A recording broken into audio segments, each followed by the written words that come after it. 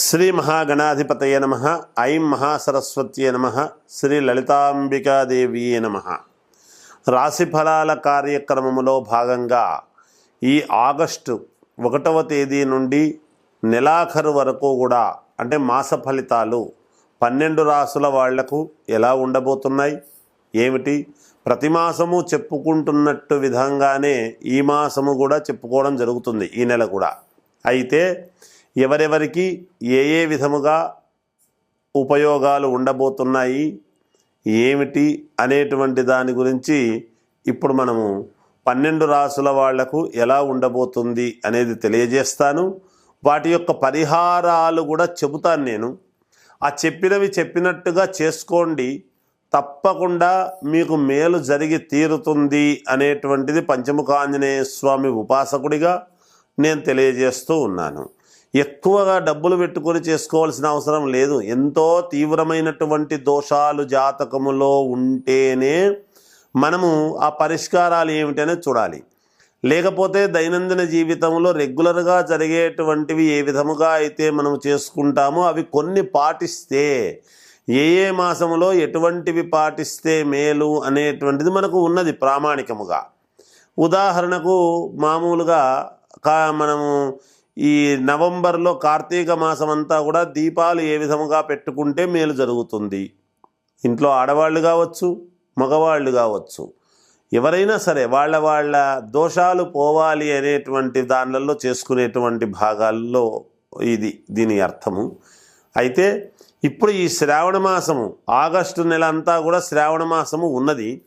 ఈ శ్రావణ మాసంలో ఏం చేసుకుంటే నెలాఖరు వరకు మీకు మేలు జరుగుతుంది అనే దాని గురించి ఇప్పుడు నేను తెలియజేస్తాను. అవి చూడండి, మీకే తెలుస్తుంది.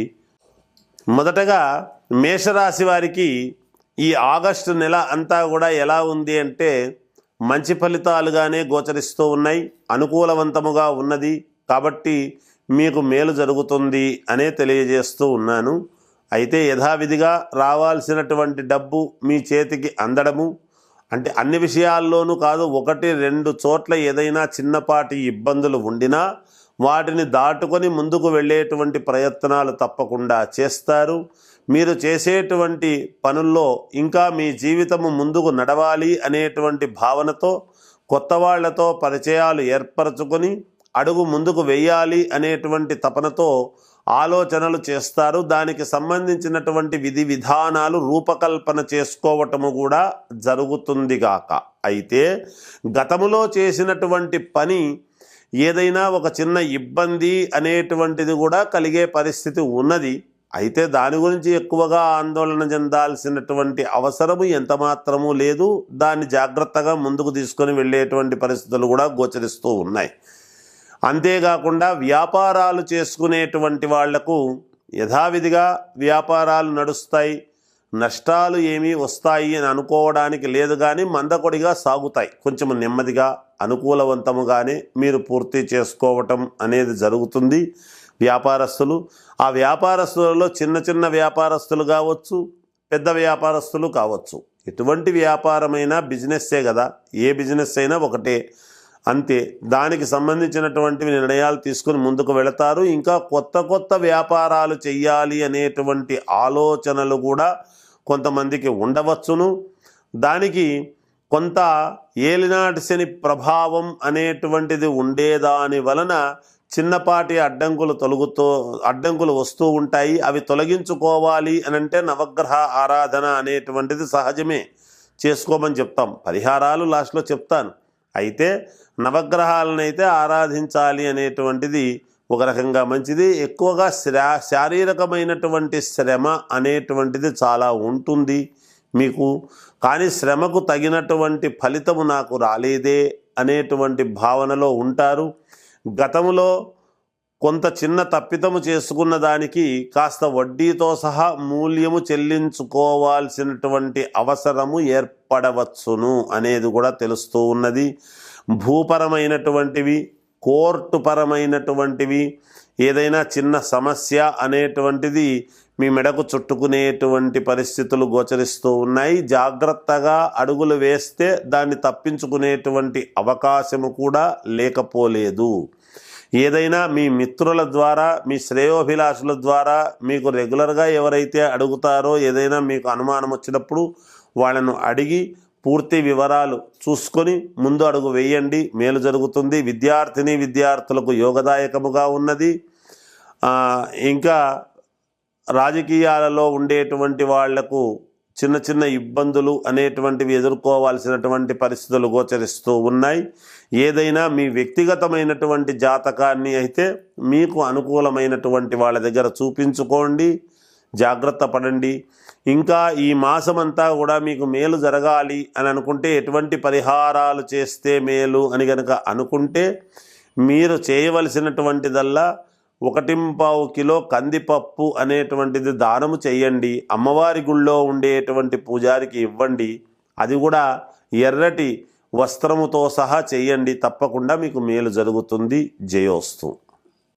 వృషభ రాశి వారికి ఈ మాసమంతా కూడా, ఆగస్టు నెలంతా కూడా ఎలా ఉంది అంటే చాలా అనుకూలవంతమైనటువంటి ఫలితాలు గోచరిస్తూ ఉన్నాయి.